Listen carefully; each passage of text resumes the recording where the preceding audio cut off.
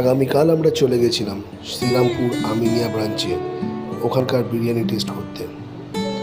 প্রথমে গিয়ে ওখানকার অ্যাম্বিয়েশনটা দেখি, বেশ ভালো, খুব সুন্দর, ভেতরটা বেশ দেখুন। তো আমরা ওখানে গিয়ে প্রথম যেটা অর্ডার করি সেটা হচ্ছে একটি হায়দ্রাবাদি বিরিয়ানি এবং একটি নর্মাল বিরিয়ানি। দুরকম বিরিয়ানি আমরা ওখানে টেস্ট করে দেখতে চাইলাম যে কোন বিরিয়ানিটা খেতে ভালো হয় বা এরা কোন বিরিয়ানিটা সবচেয়ে ভালো বানায়।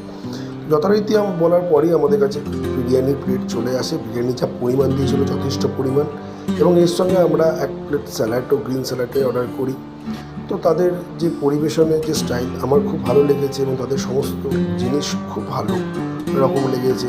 তো আমরা খাবারের যারা খেতে ভালোবাসি তারা প্রথমে যেটা করি বিরিয়ানি পেলে এই মাটনটা বা চিকেনের পিসটা খুঁজি। আমিও সেরকম মাটনের পিস খুঁজতে শুরু করি।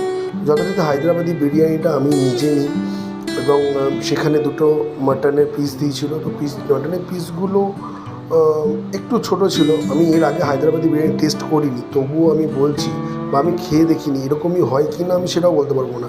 তো আমার কাছে লেগেছিলো পিসগুলো একটু ছোট, আলুটা যথেষ্ট ছিল এবং নর্মাল যে বিরিয়ানিটা দেয় তার যে পিসটা সেটা যথেষ্ট ভালো পিস ছিল, সেটা স্ট্যান্ডার্ড পিস ছিল।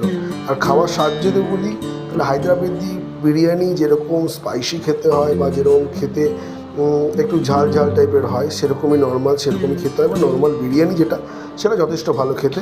আর রায়তা দিয়ে তো বিরিয়ানি আরও ভালো লাগে, যেন মনে হচ্ছে স্বর্গে এসে গেছি। যথারীতি আমরা খাই, তাদের দুটি খাবারই খুব ভালো লাগে এবং স্যালাড দিয়ে বা রায়তা দিয়ে খেতে। অবশ্য রায়তার দ্বারা আমাদের কাছে এক্সট্রা কোনো কস্ট নেয়নি, এটা বলে রাখা খুব ভালো।